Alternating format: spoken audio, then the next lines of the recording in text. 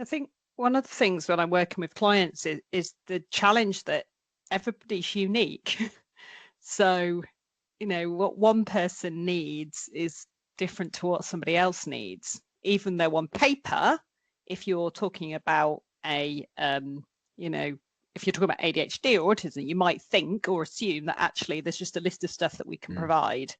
Yeah. So I think that's one of the hardest things. I think that's going to be a big change as well in the sort of communication, the conversations and around culture and neurodiversity, because there's always been this term sort of neuro-affirming, but what the conversation is now is neuro-affirming sort of moved now into like putting people into specific boxes. Oh, so they've got ADHD or autism, they need X, Y, and Z, where actually no, everyone's different. So that's a real challenge.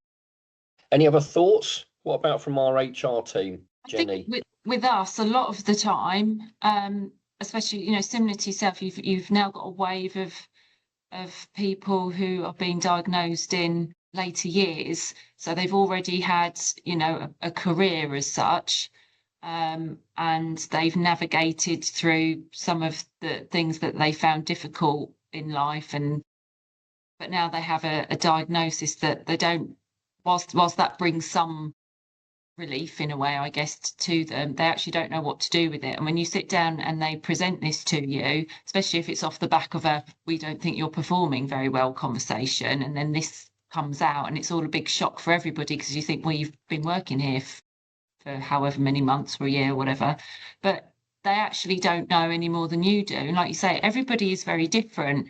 So you could have two neurodivergent employees in the same office, but needing very, very different things.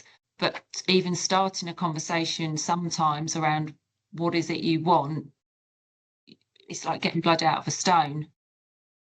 And so you end up on this journey of trying a multitude of things, to the point where I think sometimes, and I think I'm guilty of this, where I've actually maybe made things worse, because you actually end up overwhelming the individual with, well, let's put this in place and let's put that in place, and then we'll have this check-in point, and we'll have a weekly conversation or a daily conversation, tick boxes for this, that and the other, and alarms to make sure you're checking in to do whatever, and it actually becomes a bigger monster than it needs to be sometimes.